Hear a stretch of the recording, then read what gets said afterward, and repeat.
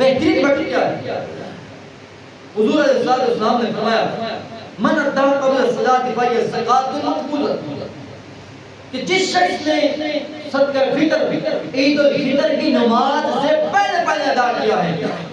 تو فہی الزکوۃ مقبولۃ، میرے آقا نے فرمایا یہ اس کا مقبول صدقہ ہوگا۔ بتائیے جناب، جو اس کا وقت واجب ہونے کا طلوع فجر سے اور پھر ادائیگی جو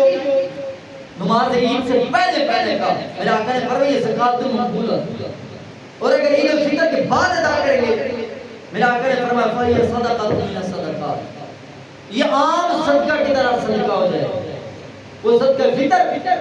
جو اس کی خاص اہمیت ہے وہ اہمیت اس کی عید سے پہلے، اور یہ وجہ ہے علماء نے اہل علم فرماتے ہیں کہ کوشش کریں کہ آپ اس کو جتنا جنگ رمضان مبارک میں ادا کرنا چاہیں تو ادا کریں۔ وجہ اس لیے تاکہ غرباء، مساکین، محتاج، کمزور لوگ جو اپنے عید کے انتظامات پورا کرنے ہیں، انسرام کرنا ہے، اپنے لیے